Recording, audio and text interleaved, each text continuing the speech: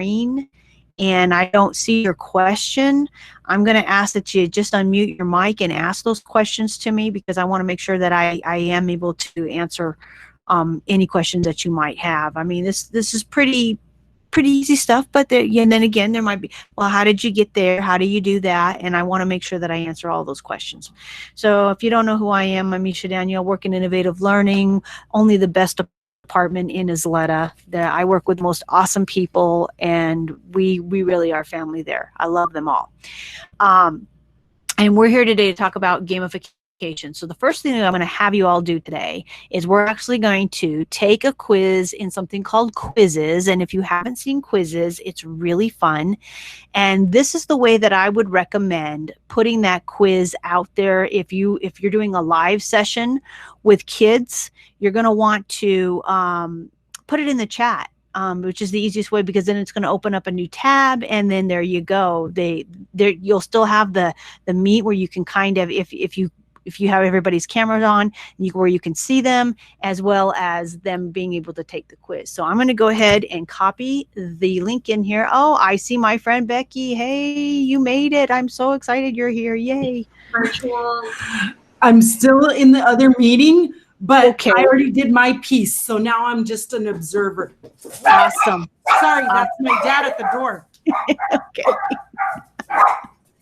All right, there's the link to the meet. I mean, to the quizzes. If you will go there, and I will watch as people log in. I'm actually going to share my screen with you so you can see this. Misha, I'm sorry. You Yes. said when you do this, when you put it into the chat box, it saves you from going from window to window? Well, it's for your kids. For your kids, so it's going to open up another tab for them. So then I can actually go back and forth and see my kids. I can have this open, what you're seeing here on my screen open, and then I can actually click back to the meet, and I can watch my kids take the quiz, if it's a quiz or whatever it is. Okay. And that way, yeah, it makes it a little bit easier than if you put it into a Google Classroom, Right. Okay. Thank you. Mm-hmm. Okay, how many people do we have in our meet here? I'm so 28. Sorry, we have 28 people. I'm sorry, Okay. My dad decided to show up right now, and the dog. No, that's okay. That's okay. It happens. Yes. We're all at home. But I'm here to moderate. I will read the chats. Okay, thank you. Awesome. We got 16. We need to get to the magic number, I think, of probably 25. Well, we have 28 there, so we have about 25 is what we should have into our, I'm going to wait just a little bit longer before we get ready to start here. If you haven't done quizzes before, you're going to notice that it just gives you a little avatar. You don't get to choose. You can put your name in there. You can put whatever name, of course, that you want in there. I have a tendency to use Dana Scully, but that's me. But if this was for my students, of course, I would want my students to use their actual name. So that way, when I'm looking at the reports and things, I can actually tell who did what. We've done this with our ITS teachers, and we had one, and he would always put El Guapo, and we were trying to figure out for the longest time who it was. And then all of a sudden it occurred to us who it was. It was like, okay, we gotcha. But for your students, we want them to do it correctly. Okay, well, we've got 21 in here. That's all right. Yeah, we have 29 in okay, the. I'm going to go ahead. I'm going to put it in the chat one more time here, just in case, and then I'm going to wait another about 20 seconds or so we can get started. Ooh, Elizabeth just joined. I'm going to put it in the chat again for you. Whoops. Okay. Hold on. I'm just having some issues. Oh, we got 22 in now. 23. All right. We have a few more people getting in there. Yay. Yeah. Just a couple more. Elizabeth. Click on the link, Elizabeth.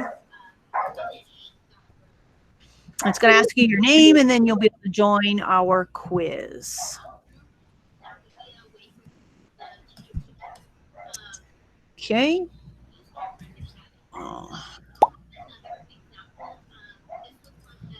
Gotta use your Google account. Can't let you in without your Google account.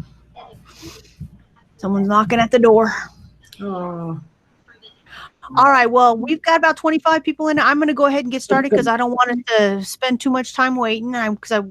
in case there's questions, and if you want to see other stuff, we'll be able to do that. All right. So you're all going to be on your own pace. I'm going to be able to see the leaderboard as the teacher. That's what I've got here on this screen, and you're all going to be answering questions. Remember, you want to answer the fastest, and you want to answer, of course, correctly. If you answer the fastest and it's not correctly, you're going to lose points, and you don't want to do that.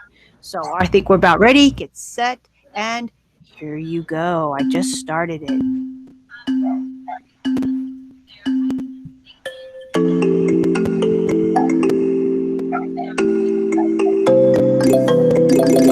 All right.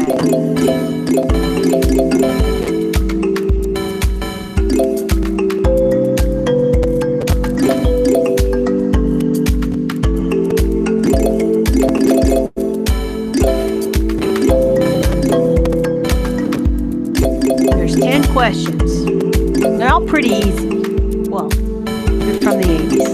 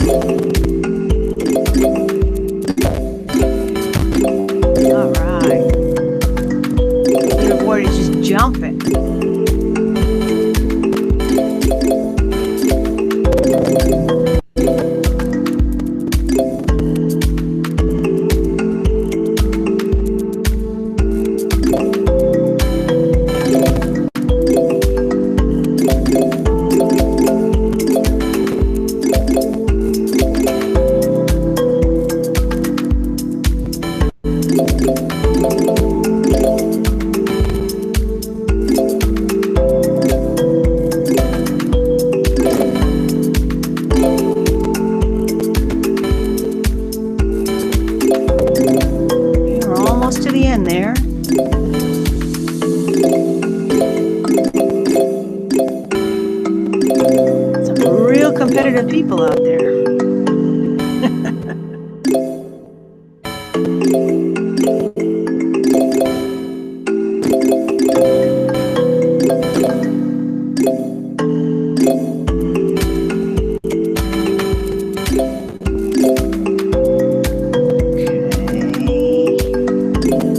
I'm going to give you just another minute here. Some people are finished, but we still have some people who are still answering those questions.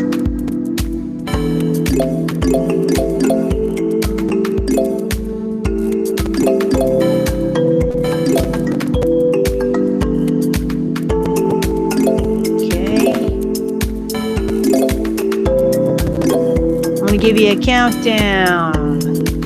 10, 9, 8, 7, 6, 5, 4, 3, 2, 1. I apologize, but I am going to end the game.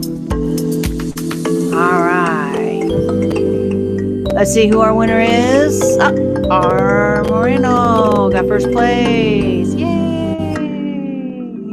Good.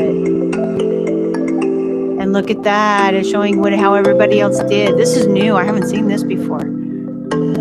That's pretty cool. 90%. Yes. 100%. Okay. And I've got the snappy music that's still playing. So all I did was I clicked on the little music up there so it'll stop playing in my ear so I can actually kind of think a little bit more now. But as a teacher, this is what I am going to see. I'm going to see who got the questions correct and which questions they got correct, which questions they got incorrect. Now, this quiz that I gave you was just an 80s quiz. It wasn't one that was really academic. There are tons of them already in there. I just happen to find one and pull it in and use it, which you can do. You can also edit. It's very similar to how Nearpod works. You can find stuff that's there, pull it, and use it. You can edit it once you have it like in your little library. You have the ability to change it up the way that you want to, or you can create a quiz from scratch, add the questions, add which ones are correct, etc. So it's not very difficult to do. You'll notice the little memes that comes with the program that's actually a part of it. Okay. So this is some great information for teachers. I can go by question, right? And we could talk about each question. We could go through it all if we wanted to. And we're going to get into the reports part here in just a minute. Now, how did y'all feel about taking this quiz? If you'll put something in the chat, was this, I could see there's quite a bit of competition going on. We had people that were really answering very quickly. And now imagine doing this again with your students. This is a lot like the time to climb that we have in Nearpod. But what if you just wanted to start off with something like this and not go through a whole complete Nearpod? You don't want to do a whole lesson. You just wanted to do a quizzes. I mean, it's super easy. It's fast, and you saw how hard it was for me to put that link in the chat. Oh, I love all the comments that I'm seeing here. You know what? I do like this better than Kahoot as well. I do like Kahoot, but the problem with Kahoot is you're holding everybody on the same. It's kind of like a live version versus a student-paced lesson in Nearpod, right? You have to keep everybody on the same page with you. And what I like about this is that everybody's working at their own pace, but I can, as the teacher, I can see the progress that everybody's making at the same time. And it's kind of fun, right? I mean, I know we that we picked a quiz that was relatively easy with the 80s, but that again, that was just on purpose, just to make it a little bit fun for us. But they have quizzes on everything. And so what I'm going to do is I'm going to go ahead and click up here on quizzes, and it should take me to the main page of quizzes. All right, I'm going to just get out of that right now. Okay. You're going to see that I logged in. What I did was, when I initially went to quizzes, there's a little login, and it's really kind of tiny. You log in with Google. If you have not created an account before, it will create an account for you using Google, right? So once you're in, then you've got an option here where you can look at the reports, which we will look at in just a second. You can create classes if you want to, but I don't even recommend like creating the classes or doing any of that. I'd recommend searching for the stuff that you want to search for. If I wanted to search for moon phases, just for kicks, it's going to give me all kinds of quizzes that are on the moon phases, and I can go through each one of them. Let me just pick one. I'm going to pick this top one here, and I can go through each question. Okay.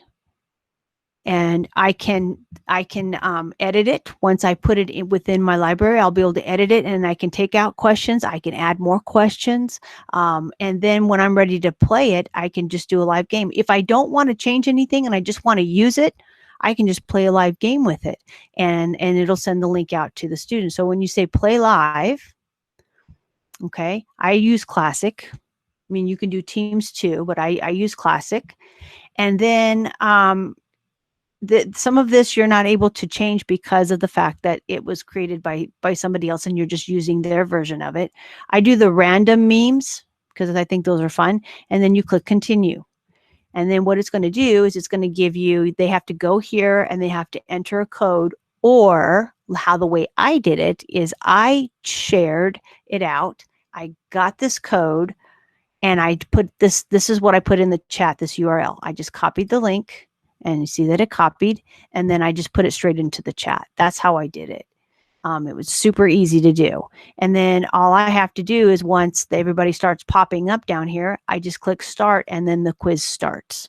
It gives you a countdown of how many people are actually in the quiz with you, and then you just start it up, right? So it's really amazingly easy to use, and you saw how engaging it was. And you know, again, this is what we want for our kids. in this remote time, we can't be sending them out a paper version of a quiz or even a Google form. Google Forms are good. Don't get me wrong, I love Google Forms, but we can't always do the same thing over and over again. So why not do some of your assessments using this gamification of quizzes, right? And let me just show you what the reports look like. So I'm going to click on reports. Okay, so this one is running, even though I haven't really done it yet. So I'm going to go ahead and click on the trivia one here. Okay, and I am going to end the game officially.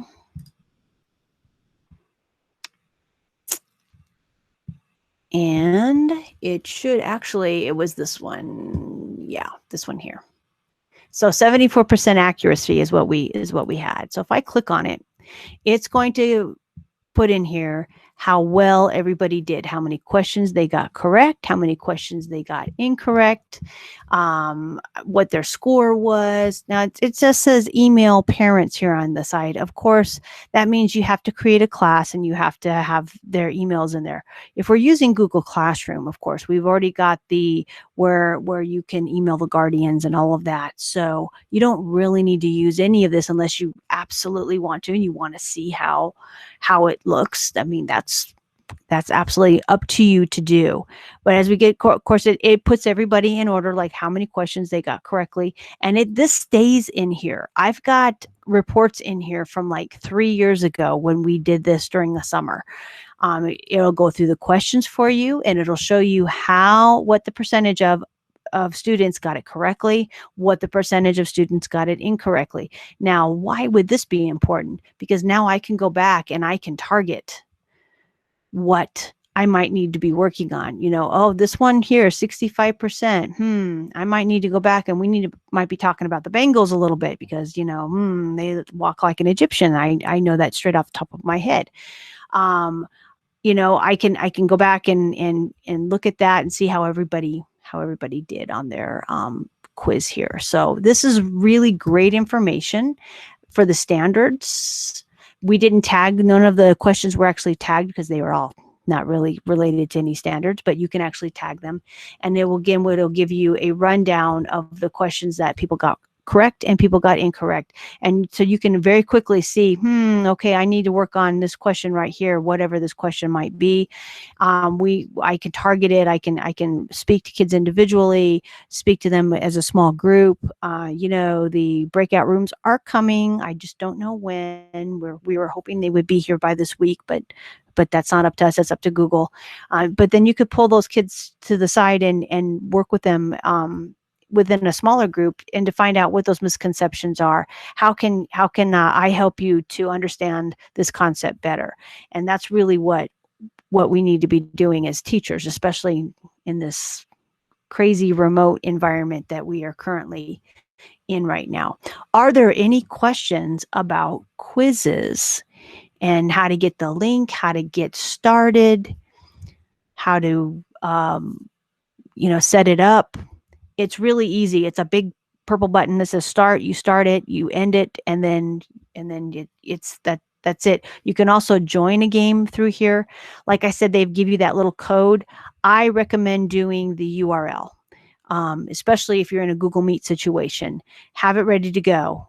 Do a live game and then send the link out just like I did. And that way everybody gets to play right then and there. Now they do have a homework component. So if I go to my library, all right, and I'm gonna use this one here. You see I've used movies a lot and 80s stuff, right? So if I click on it, I can assign this for homework. I can also assign it for practice. If I click assign for homework, it's going to give me a time when it should go live because it's only going to be live during that particular time, right? And I can assign it to a class, okay? So if I click select, all right, I could go to the classes that they have here, but I can also match it up with my Google Classroom. And I could do it that way. I'm looking for the little link for that because it should be here. Actually, I think it might be on the next page. Let me see. Maybe, yes, share a link. So you share the link in Google Classroom. And then what happens is whenever that time is that you set it to go live, then it's going to create an assignment for you. And all they do is click on the link, and then they get straight into the game that way, if it's something that you want them to do on their own. So just like with Nearpod, you've got a live version where you can go through it together as a class, which is what we did a little bit ago, or you can do a student-paced version where students can go in on their own. Now, again, I wouldn't want to make these something that would be super tricky for them. I would almost want to use that as like a review for kids to do on their own. Okay. And that's kind of the basis of quizzes. It's free. I don't even think they have a paid version right now.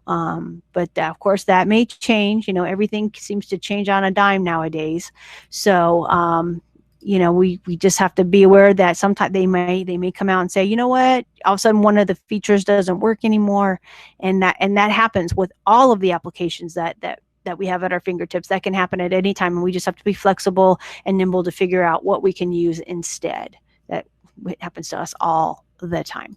Questions? Okay, let's see. All right, I don't see any questions. I think we're good. Looks like my mediator had to run away again, so that's okay. So this is quizzes, and it's just quizzes.com. That's QUIZIZZ, 2 Z's at the end. And like I said, log in with Google and get your teacher account going, and then start looking through all of the quizzes that have been built in there by teachers. Find some that you like and add them to your library, and then you can manipulate them and change them up as you wish. And Nisha, someone asked if can you snap and read with this, like for the little ones. If you assign it as a homework, could you do that where it's able to be read to them? You know what? I am not sure on that. And the only reason I'm not sure on that is because it's on that timer system before it moves on to the next question. So I'm not really sure, but I will look into that and see if I can get an answer for you. Okay. That one, I don't want to misspeak and say, sure, yeah, you can do that, until I can actually check it out and test it. So but that is a great question. That is a great question. Are there any other questions about quizzes? We good? Okay. All right. We're going to move on to our next one. And our next one that I have on my list is called Goose Chase. Has anybody out there tried Goose Chase? And I'm probably going to get a lot of, oh, really? But there's some really good news about it. So we're seeing a lot of no's. Well, good. So I got to use Goose Chase at the beginning of last year when we were doing some ISTE certification training, and it's a goose chase. So you're like on a scavenger hunt, right? And they asked us to do like some really interesting things, like take a picture of, or find a picture of a pizza, or take a picture of a pizza. And so we were like looking all over the place trying to find a picture of a pizza that we could snap with our phones, because basically it's for mobile devices. But guess what? It works on the Chromebook. So that just kind of happened not too long ago. And that's why I'm talking about it, because we're going to, right now I don't think it's whitelisted because it's like new. So we're going to see if we can get that pushed out to the Chromebooks, so that way your students will be able to have access to it. It's all it is just like a login page. It's not going to take up any space on the Chromebook at all. But let me go to Goose Chase. Here's Goose Chase right here. And so once you get the app, or your kids have it on their Chromebook, then you create these scavenger like adventures for your kids. Now, in this remote situation, how much fun would it be to have your kids go outside and snap pictures using their Chromebooks? If they happen to have a mobile device that they could use that as well, because it works on iOS and it also works on Android. And you say, you know what, I want you to take a picture of an insect. Send me a picture of a flower. I mean, you could do all kinds of things with this. I can't even like imagine like all the different ways that we could use this. And it's what's really fun about it is it becomes like another type of a competition. Now for the free version, you have your kids working in teams. So you would be sending this out to Google Classroom to like a group of your kids. So you would pick a particular set of kids, and that would be like team 1, right? And then they would get one of the goose chases, and then you would send another one out. You could actually send the same one out to somebody else, but now they're going to be working into some teams, right? So let's go to how it works here, just so you can see what this does. So you're going to create a game, right? And it says that you have like a mission. So you want these kids to find things. Now I'm not just talking about just snapping pictures of things. You can actually have them record video about things. You can have them answer questions about things, and it all goes into the particular goose chase that you actually create. It's almost kind of like a quiz in a way, but with things that you want your kids to do. And you see right here, it says that it's available on iOS and Android, and it's also available on the Chromebook. It just happened, so I'm really excited about that. You could sign up for free. You just put in your school, you sign up as a teacher, right? And here's the game library that they already have a ton of stuff that's in here. Now they're not as versed as quizzes as far as like the number of different things that they have, because they're fairly new. But I'm going to tell you, there's a whole bunch of stuff in here to choose from. And you can actually go through it yourself and see if it's something that you'd like for your kids to do, and then use those particular different goose chases, if you will, to do that. And it really is fun. When we did it, we were thinking of ways that we could use it with some of our teachers during PD, and then it got me thinking, this would be really awesome for kids in the classroom to be able to do that. And now that we can't be in the classroom, well, everybody's home has a variety of things in it, right? And it's kind of like that. What's that game show? Let's Make a Deal. Is that the one where they ask if you've got like a specific item in your wallet or in your purse or whatever, and it's usually something really random, right? And most of the time people don't have it.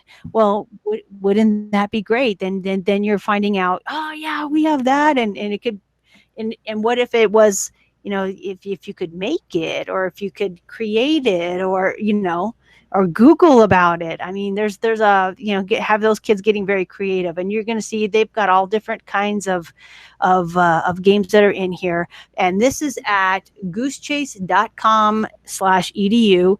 So I highly recommend you going in here and checking some of these out. I didn't want to do this one with you because it involves downloading on your mobile device, the application, and I figured that might take some time for some people. And since we're all in this meet, and then having to also download it, it's not a big download, but I didn't want to have to worry about that. So that's why we didn't go that route. But I just wanted you to be aware that this is here, and this is something I highly recommend that you check out, because it's pretty awesome in the different things that it can do. And like I said, my team, Innovative Learning, we were actually, we had to do one of these, and it was so fun. It really was. It was like, find this and find that, and even like find this standard for ISTE. And we had to go and we kind of think about where did we see that? Where did we see that? I think it was in that other room over there. I mean, it was a lot of fun being able to do that. Yes, we were all together, but just imagine if you have your kids and they've got their Chromebooks, and they're in a Google Meet, right? And then on another tab, they've got their Goose Chase going, right? Because we can put applications within the browser. That's not a problem, right? And you're having them search things like around their home, or you're having them answer specific questions as a team. I mean, there's a lot of different ways that you could use this tool. So I really say give it a whirl. Just take a look at it. And if it's not for you, it's not for you. I'm going to go ahead and go here to pricings. I want you to see this, because the Basic Educator is free, and you get unlimited games. And you get to run one live game at a time, which if you're in a classroom, you're probably not going to do more than one at a time. Even in a virtual classroom, we're not going to do more than one at a time.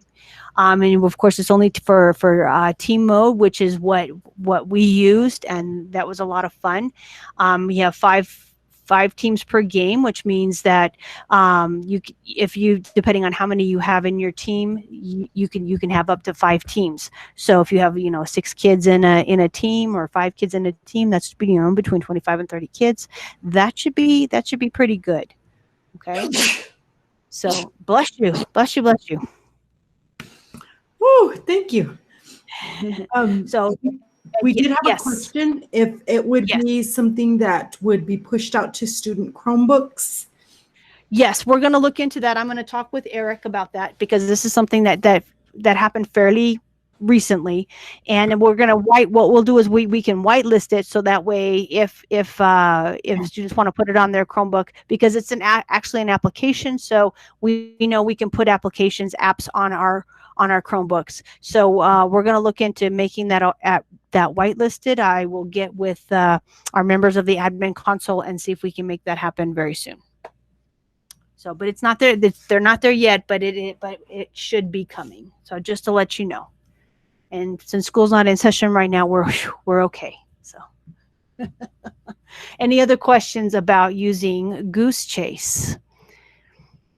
It's like I said, it's a lot of fun, and it's a great way for to do some team building. And again, especially in this time of being remote, it might help some of your kids make connections with each other, because anybody is looking for any minute way to make a connection with somebody else right now. We all are. So this is a way for to kind of help them along the way. So I recommend just trying it out.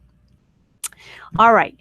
Our next one is, we're kind of doing a commercial for innovative learning here, but this is one that I highly recommend getting your kids into. Let me go ahead and share this out. And some of you are familiar with our Teachnology badges that we have on our site. If you've gone through any of our HEs, you kind of had to do these, right? So we have some challenges here, and these challenges are good for our students as well. I want you to take a look here at these little gauges that are underneath each one of the challenges that are here. So we've got teachers and we've got students, because yes, we're going to be pitting you guys against each other because we want to see who's going to earn the most badges. This goes out to you, Mr. Olson, because I know you're really into earning those badges. So now we need to get those kids to earning those badges as well. Basically what these are, this is another way of displaying what they know. There's a lot of research behind using digital badges with students, and it gives them a sense of pride and a sense of purpose. And now that we've got Bulb, we have a way to display those badges, right? So they go through, let's say they go through Google Docs Challenge 1, and it's going to ask them to do a variety of activities to create a document, to name it, to change the font size, to change the font style, to add different components to that document. That's for level 1. And then it's also going to ask them to copy the link to that document and to put it in a form and send it out. These are things that we need our kids to learn how to do, especially in this remote digital world we're living in. So, and these are skills that if they don't know how to do them, we've been pretty good about trying to kind of guide people along the way. But if you're not sure on how to do something you're yourself, then maybe you want to go in and check out these badges. Here's what you do. There's this thing, I don't know if you've heard of it. It's called Google. And you go in there and you Google like how to do something. The whole point of the badge system is not to really show you everything, how to do it. It's to tell you, okay, this is what I want you to do. And then you're like, well, how do I do that? It's kind of like teaching you how to fish. So you go, oh, maybe maybe I need to look this up and see if I know how to do this. And so that way you're learning how to do a little bit of research. You're figuring out how to change that font style, how to add that font style, maybe how to add that table to your document, how to add an image, etc. So that's what these badges are really all about, is is providing students and teachers with activities that are going to kind of move their brains just a little bit.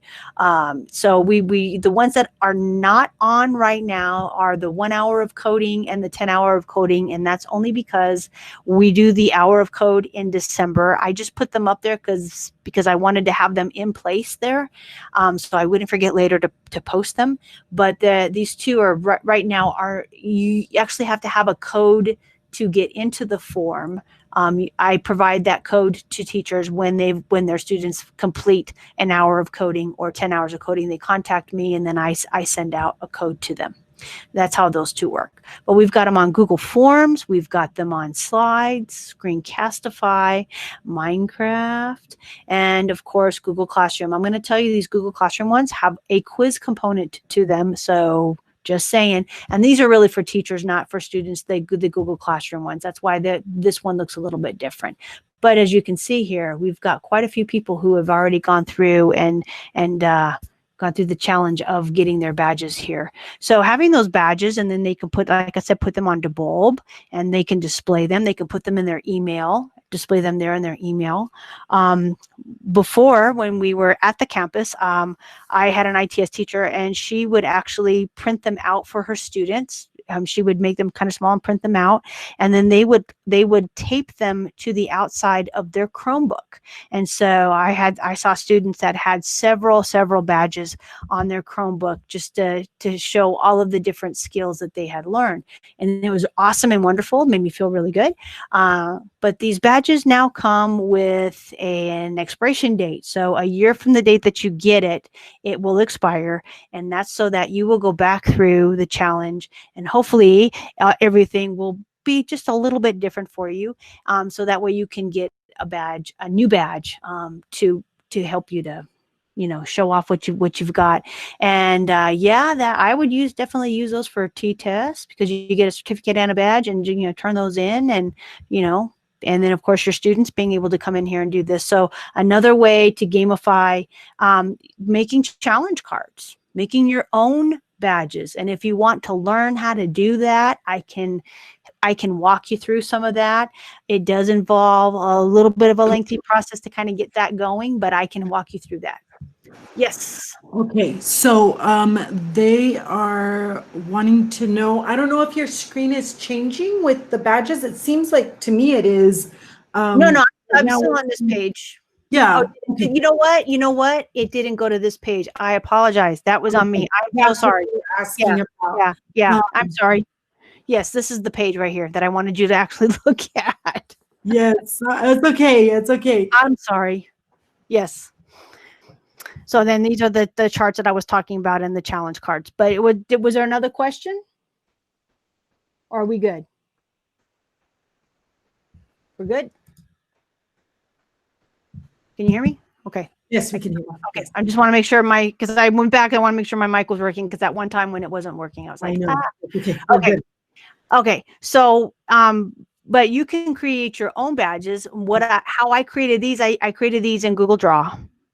And that's easy. For a link to your Teachnology digital badge. Oh, to the badge site. So if you type in bit.ly/YISD badges with an S at the end, that'll take them to the main site that is right. I'm going to make sure I share my screen right here.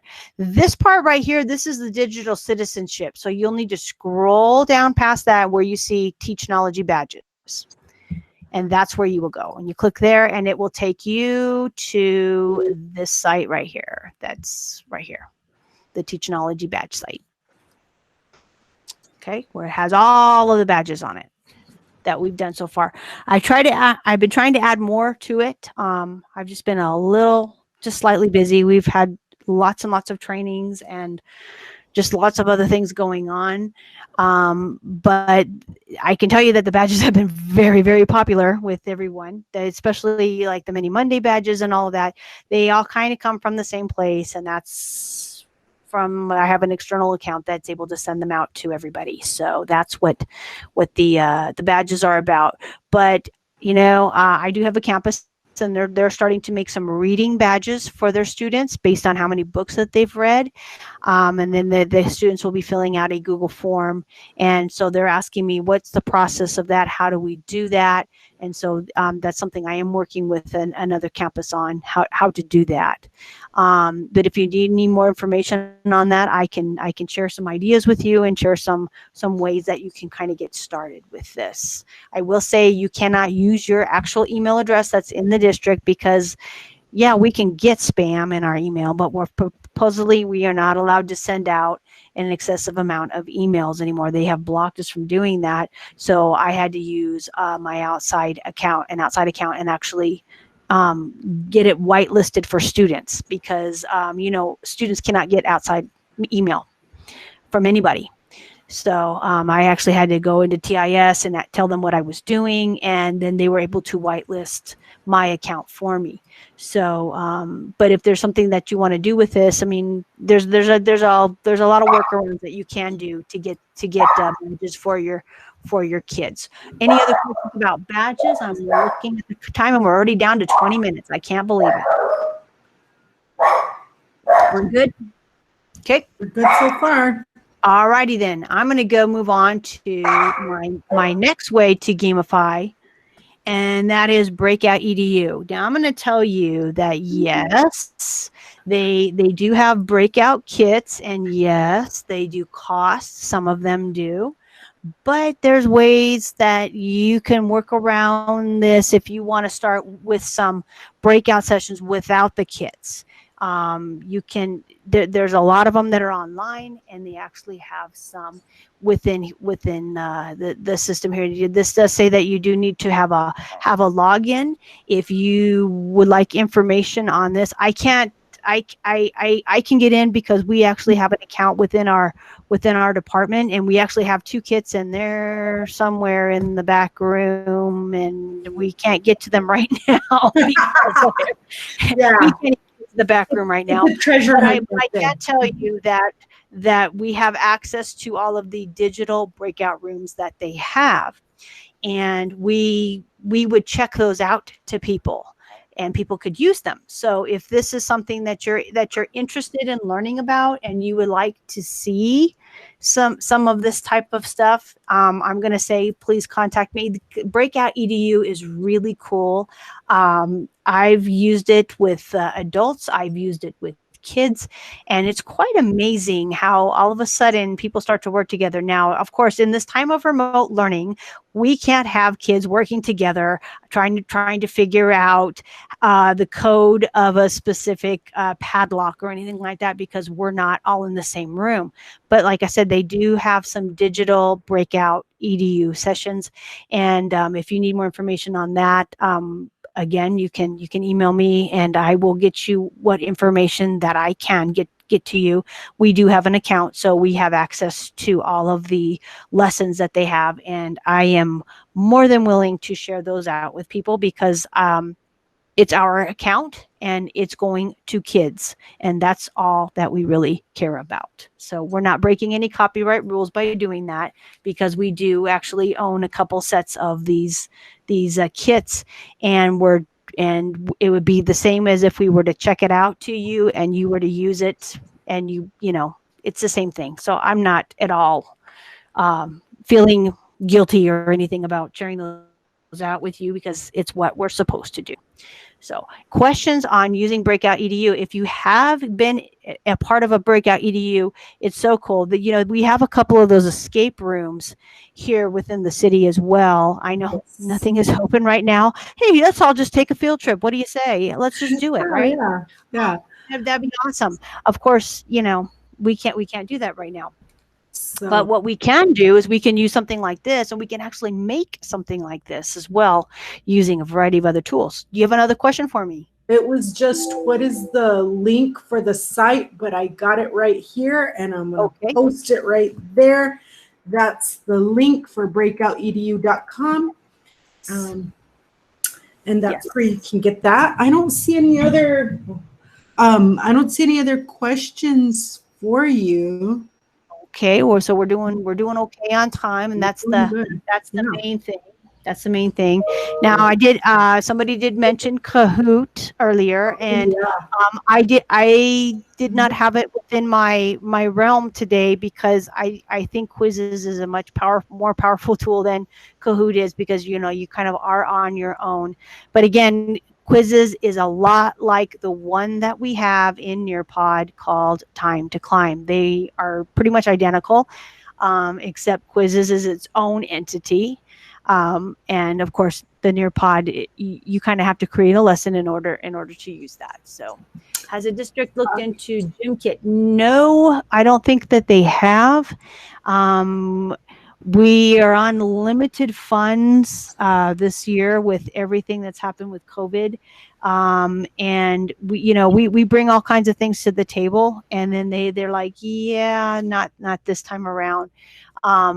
I will have to look into GymKit myself. I have seen it, but I haven't actually gone in and really experienced it. So that's something that's on me. I need to get into that as well. But yeah. Yeah. The link that I just shared is Digital Breakout Sandbox. And I don't know if you're familiar with it, Misha, but I just found it right now. But no, I have not seen that one. Collection, if you click on it, it's a collection of breakout sessions that people have made and contributed to this sandbox where people are just kind of, Oh, let's take a look at this really quick here. We're still good on time, so oh my goodness, wow. Oh, you know what this is? They're using they're using Awesome Table to create this interesting look that's here. Oh, okay. So it looks like they've all got all different types of, because it's not difficult to make a breakout session. What kind of once you kind of figure out how it moves, and we've got these really awesome kids that have these really awesome ideas, and wouldn't it be cool to have your kids working on a breakout session and then having other kids have to do it? I think that would be really fun. So this is interesting. Now, who is this by? This is not by Breakout Edu, but it's been inspired by them. So this is just this to me looks like this is just an awesome table. That's what this is. But that's very interesting. That's the name of the company that actually puts stuff like this out. And we used to use it, and then they wanted to charge us a lot of money, and we said no, because we don't have a whole lot of money, So, all right. So no other questions. So we're good on everything so far. Now, Becky, I have looked into this one just a little bit, but you know this one better than I do, and that is AHA Slides. Oh my gosh. Yes. So do you want me to share mine? You know what? I'm going to stop presenting, and I'm going to let you share it out. Yeah. Okay. I wanted to make sure I had enough time left over at the end to do that. Yes, let me go ahead, and I'm going to grab, this is like impromptu, okay, guys? Let me grab this copy. AHA Slides is, I was going to share something with my librarians, because I'm the coordinator of libraries, just FYI. And I wanted to get their input, and I wanted to see what they actually, you know what? Don't click on that link, because I don't think it'll let everybody in. It's only got it's not going to let everybody in, because it is limited, okay? It is a slideshow, kind of, but your audience can be interactive. So you can have 7 people participate for free. You can build as many slides as you'd like, and I'm going to share my slideshow with you. So I'm gonna show it right here. Let me present. I'm gonna present a tab, and I'm gonna show you my slideshow because it's like super duper cool. Let me go to the beginning. Let me just like flip through here. So here's my intro slide. This is my link up at the top so that anybody can join my slideshow. I only have space for 15 people on this slideshow at a time. But I paid $3 to get 15 people on. 7 people, free. 15, depending on how many you want, you could even get a subscription for a year or for a month or whatever. But what happens is when you come on, you get to interact with, don't type anything. Don't type anything. This is all documentation for the higher ups. Okay, people, don't type anything on this. But my audience is able to contribute words to this. So don't type anything. Don't type anything. I have 54 on there. I don't want to see another. I don't want to see a little nub or anything. Okay. But yeah, they get to contribute to my word cloud. So if you would get on and you would be able to type in, like during the months of March through June, what were some ways that you contributed to virtual learning? And so they were able to type in their 1 or 2 words to contribute to this word cloud, and then it builds the word cloud for me. On this next one, 36, it's another word cloud. You guys, the audience, gets to participate. There's also where you answer a question and you get to answer that question. And I get to limit you if I want you to be able to answer, to give me 2 answers or just 1 answer, or I can ask you to give me 3 or 4 answers, and we can scroll down. There's more down here. And there's also other options for this, okay? And I'll show you in just a minute. I just used the question, I think it was the feedback, and then it was the, I'll show you, I'll add a slide. I'll add a new slide here. Let me go to the end. So you can see this was a word cloud. This was open-ended, open-ended, open-ended. Those are the only ones that I used. I'm going to add one. So there's multiple choice, image choice, open-ended, word cloud, question and answer, quiz game. I haven't played with that yet. Pick an image, type an answer. That's new. I haven't played with anything down here. Okay, guys, content slides. You can even have a QR code. You can do YouTube. I just thought this was really great because it's audience participation. You can require your kids to participate. You'll see at the bottom of each of the slides, I can see how many people are in my slideshow and how many people have answered the question. So if you have 20 kids in your class, you're going to have 20 here and you're going to want 20 responses. So I just thought that was awesome. It's brand new to me. I just started using it last week, but man, I was really impressed with that. I really like it. Again, it's free. You go in, you create an account, it's free, but you can only have 7 people on there at a time to contribute, to interact. But you could put them into groups. Yeah, definitely. You can put them into groups and have one person be the representative. I display this on the screen so that everybody can see the results. It takes a little while for it to load and for it to create that word cloud and stuff. But, once it gets started, it's pretty darn good. I really like it.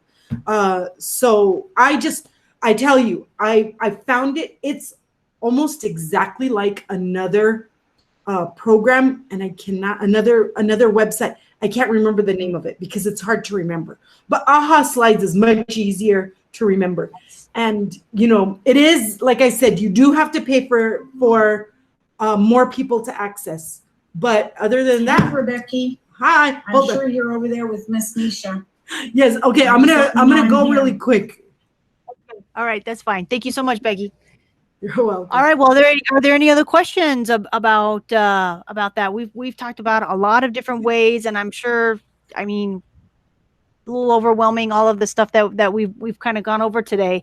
I highly recommend taking a look at quizzes because that's a great engaging game. Goose Chase, very engaging for kids. I think actually all of them are. In this remote time, we just can't do a sitting yet. It just doesn't work that way anymore. We have to actually get people motivated and moving and doing things.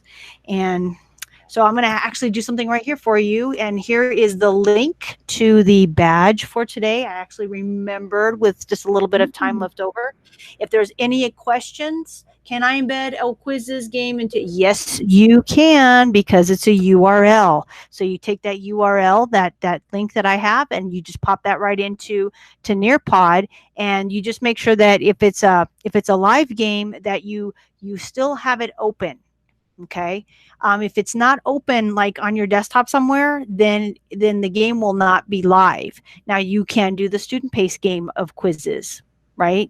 So, almost like the homework type of game. And then that's also, you can add that link into Nearpod. Okay. Any other questions? Anything we can help you with? I know we always throw out a lot of stuff at one time, and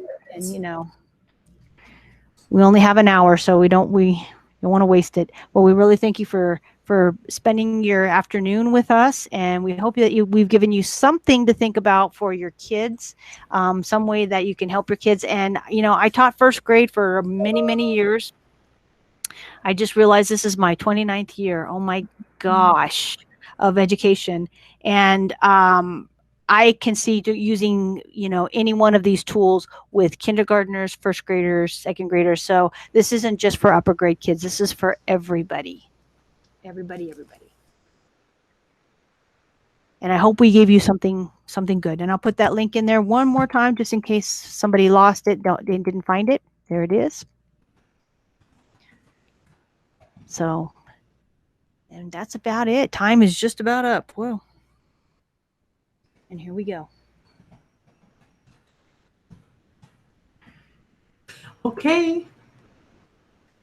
So no more questions here that I see. I hope you guys got a really great, got inspired for some, great ways to engage your students. Because I know like working virtually is like a whole different animal. It's like, whoa, like we're not used to that. We're used to being able to reach out and like hand a kid a pencil or, draw a picture real quick for them or whatever.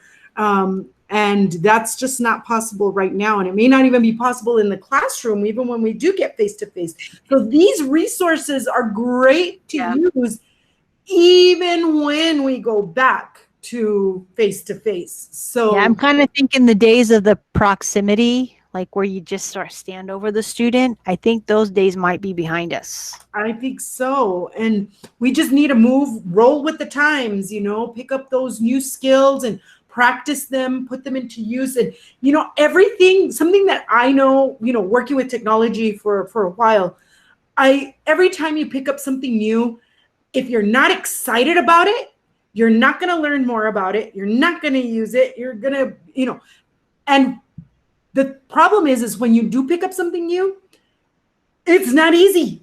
You're going to run into those problems, those speed bumps, those things like, it doesn't work for me. But you just got to stick to it. Keep looking for those answers. Keep trying. Some things are going to work better for you than others. You're going to find those programs, those things that are just fit you and your teaching style, and cling to those, use them, but always be ready to embrace something new and share it with your colleagues. That's the most important part, I think, is sharing it with your colleagues. Because sometimes I'm going to tell you, and I'll tell you a true story-ish, that there was a resource on TextQuest. Librarian, TextQuest, me, love. Okay, this resource, when I heard about it, somebody told us about it, and I was like, blah, I can't use that. That's useless. And I never went back to it until I went to another training where somebody introduced it better. And then I was like, holy moly, why didn't I pay attention to that resource? So always dig. I'll stop now. No, you're doing just fine. But I just appreciate everybody being here and taking your time out to learn about these resources, because this isn't for us.